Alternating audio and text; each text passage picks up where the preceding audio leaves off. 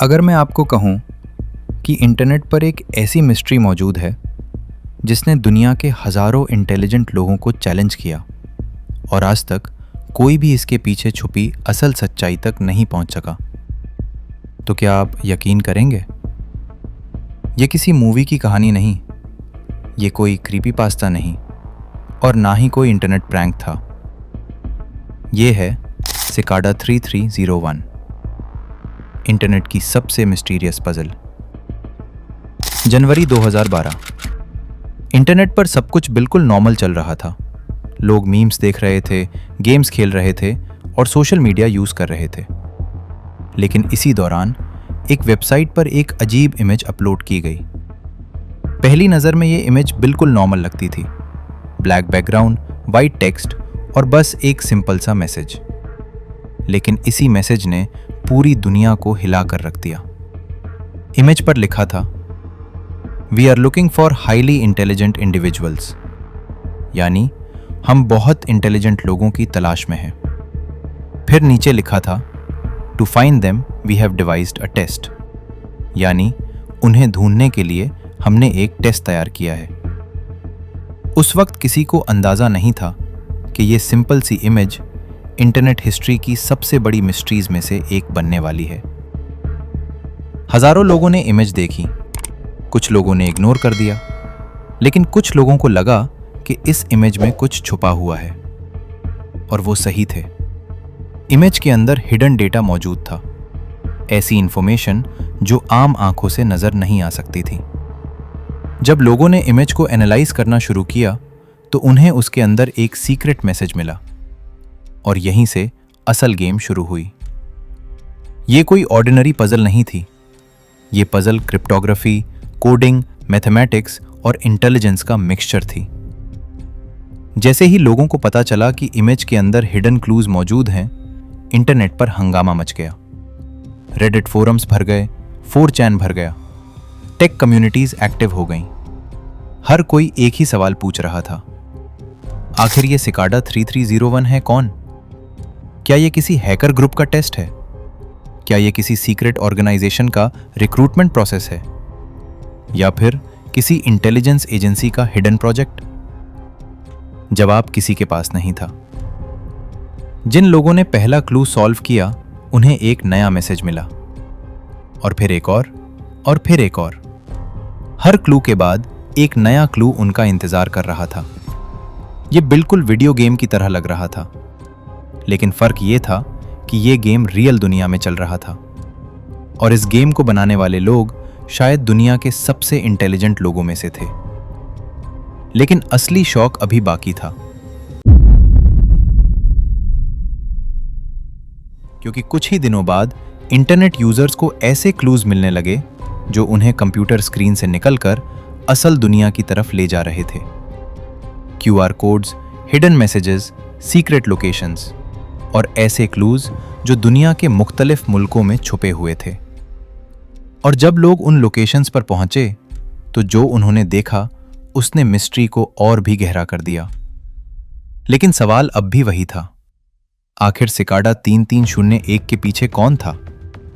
और वो इतनी मेहनत करके दुनिया भर के इंटेलिजेंट लोगों को क्यों ढूंढ रहे थे? अगला क्लू इस मिस्ट्री को और भी डेंजरस बना देता है। एक मिस्टीरियस इमेज, एक हिडन मैसेज और हजारों लोग जो इस पजल को सॉल्व करने की कोशिश कर रहे थे।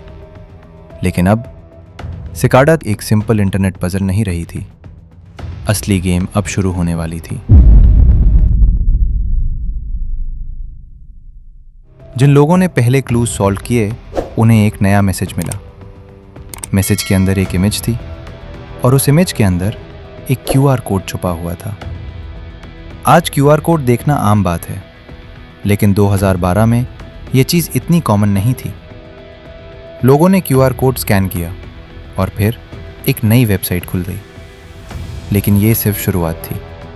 हर वेबसाइट के अंदर एक और हिडन क्लू छुपा हुआ था। हर क्लू के पीछे एक और चैलेंज मौजूद था।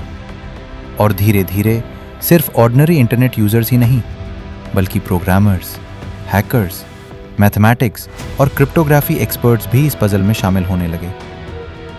लेकिन फिर सिकाडात ने कुछ ऐसा किया जिसने सबको हैरान कर दिया। पजल इंटरनेट से निकलकर असल दुनिया में आ गई। एक दिन कुछ यूजर्स को जीपीएस कोऑर्डिनेट्स मिले, यानी असल लोकेशंस के एड्रेसेस। पहले लोगों ने समझा ये शायद मजाक होगा, लेकिन जब उन्होंने कोऑर्डिनेट्स चेक किए तो सब हैरान रह गए। ये लोकेशंस मौजूद थे, और सिर्फ एक मुल्क में नहीं, दुनिया के मुख्तलिफ हिस्सों में। जब लोग उन लोकेशंस पर पहुंचे तो वहां उन्हें पोस्टर्स नजर आए, अजीब पोस्टर्स जिन पर क्यूआर कोड्स लगे हुए थे, और उन पोस्टर्स पर सिकाडा का सिंबल बना हुआ था। सबसे हैरत की बात, ये पोस्टर्स सिर्फ अमेरिका में नहीं थे। London, Paris, Warsaw, Moscow, Sydney, Seoul और कई दूसरे शहरों में भी। यानी जिसने भी ये पजल बनाई थी उसके पास रिसोर्सेज भी थे और प्लानिंग भी। अब सवाल और बड़ा हो गया, आखिर इतने सारे मुल्कों में पोस्टर्स लगाने वाला कौन था? जैसे जैसे पजल आगे बढ़ रही थी वैसे वैसे चैलेंजेस मुश्किल होते जा रहे थे। अब सिंपल कोडिंग काफ़ी नहीं थी, अब क्रिप्टोग्राफी यूज़ हो रही थी, एंशिएंट बुक्स यूज़ हो रही थी, हिडन रेफरेंसेस यूज़ हो रहे थे। कई क्लूज सॉल्व करने के लिए लोगों को हिस्ट्री पढ़नी पड़ती थी, कुछ क्लूज के लिए मैथमेटिक्स और कुछ के लिए प्रोग्रामिंग। हर नया चैलेंज सिर्फ सबसे इंटेलिजेंट पार्टिसिपेंट्स को आगे जाने देता था, बाकी लोग धीरे धीरे एलिमिनेट होते गए। एक क्लू सॉल्व करने के बाद पार्टिसिपेंट्स को एक फ़ोन नंबर मिला। जब लोगों ने उस नंबर पर कॉल की तो एक रिकॉर्डेड मैसेज सुनाई दिया, एक रोबोटिक वॉइस, एक मिस्टीरियस मैसेज, और फिर एक और क्लू।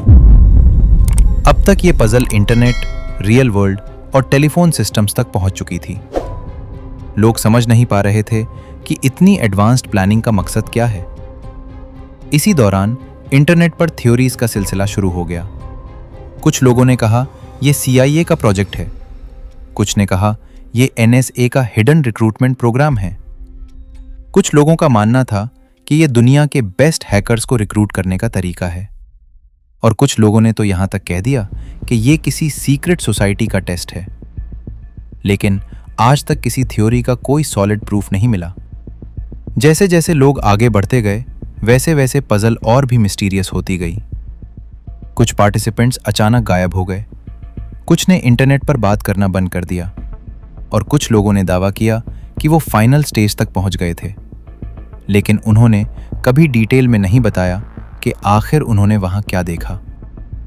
और फिर एक ऐसा क्लू सामने आया जिसने पूरी इंटरनेट कम्युनिटी को हिला कर रख दिया, क्योंकि अब पहली बार सिकाडा के पीछे छुपी ऑर्गेनाइजेशन के बारे में कुछ हिंट्स मिलने वाले थे।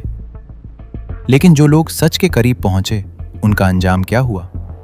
और क्या सिकाडा किसी सीक्रेट ऑर्गेनाइजेशन का नाम था? अगले पार्ट में हम जानेंगे कि दुनिया भर में लगाए गए मिस्टीरियस पोस्टर्स के पीछे कौन था। क्या सिकाडा वाकई किसी सीक्रेट ऑर्गेनाइजेशन का रिक्रूटमेंट प्रोग्राम था? और जो लोग फाइनल स्टेज तक पहुंच गए थे उनके साथ आखिर हुआ क्या? अगर आपको वीडियो पसंद आई हो तो वीडियो को लाइक करें, चैनल को सब्सक्राइब करें, और पार्ट 2 देखना चाहते हैं तो कमेंट में ज़रूर लिखें पार्ट 2। मिलते हैं अगले एपिसोड में।